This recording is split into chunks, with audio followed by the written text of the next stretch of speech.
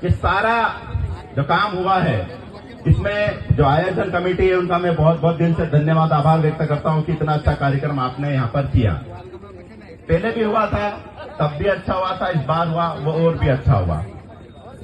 साथियों, मैं यहां पर सिर्फ एक ही बात बोलना चाहूंगा कि हमारे सारे वक्ताओं ने बोला कि आदिवासी इस देश के मूल मालिक है, इस देश के मालिक है, असली मालिक है।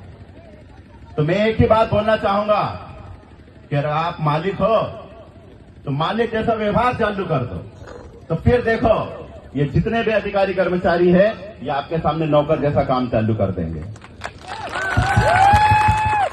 मालिकों को यहां पर नौकर से भी बदतर पहुंचा दिया है इन्होंने नीचे।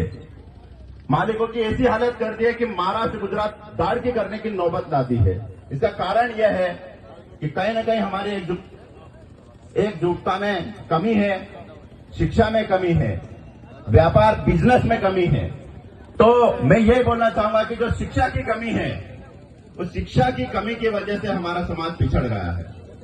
हमारे सुभाष भाई ने सबसे पहले बताया था कि एक सेठ आया था, पान खिलाते खिलाते कब करोड़पति बन गया पता ही नहीं चला। एक छोटी सी टपरी में उसने दुकान डाली होगी, लेकिन हमारे पास यहाँ 10, 20, 50 एकड़ भी खेत है, लेकिन उसके बाद भी हमारे दिन नहीं पलटे। तो कहीं न कहीं हमारे को सारे तरफ से सोचना पड़ेगा, बिजनेस में भी जाना पड़ेगा, अधिकारी कर्मचारी भी बनना पड़ेगा, नेतागिरी में भी जाना पड़ेगा, क्योंकि हमारी आवाज, हमारे जो आदिवासी के जो मुद्दे की आवाज है, हमारे जो नेता है वो ढंग से रख नहीं पा रहे हैं या पता नहीं किस दबाव में आके हमारे समाज की बात नहीं कर पाते। मैंने देखा कि बड़े बड़े नेता छोटी छोटी चीजों की सबको बधाई देते, देश को, प्रदेश को, क्षेत्र को, लेकिन विश्व का 9 अगस्त जो आदिवासी दिवस है जो पूरे विश्व में मनाया जाता है, लेकिन हमारे बहुत सारे नेताओं ने हमारे को उसकी बधाई नहीं दी। क्या कारण है? तो कारण यह है कि हमारे नेता बराबर वहां हमारे समाज की बात नहीं रख पाए। लेकिन आप लोगों ने, पूरी जय युवा टीम ने जो नई क्रांति लाई है, उसमें सड़क से लेकर संसद तक की बात जो हमारे वरिष्ठ लोगों ने की, वो अब हमारे बहुत सारे साथियों के माध्यम से हमारी बातें उठने लग गई है। और अगर इस प्रकार से अगर हमारा समाज एकजुट होकर हमारे समाज की जो वास्तविक मुसीबत है उस पर बात रखेगा तो 100% हमारा समाज भी बहुत आगे जाएगा और जाएगा। क्योंकि आप खुद देख लो,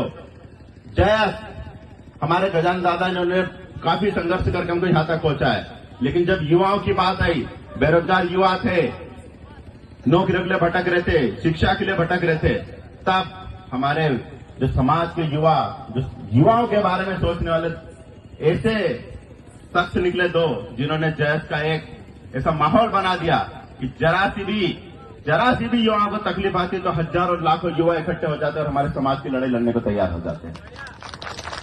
कुछ दिन पहले एक ठगी की बात आई थी, हमको नहीं पता था कि कौन थे, लेकिन हमको ये पता था कि वो हमारे आदिवासी समाज के लोग थे। गाड़ियां भर भर के 2 दिन पहले एक आंदोलन, उसके बाद और एक आंदोलन हुआ।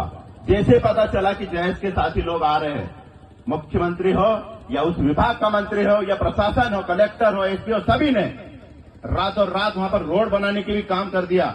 उनको पत्र दे दिए, उनको 20-20 हजार रुपए दे दिए और सब प्रकार की उनकी व्यवस्था करने की बात करी। लेकिन हम गए और हमने बोला कि क्या आदिवासी की कीमत सिर्फ 20,000 है?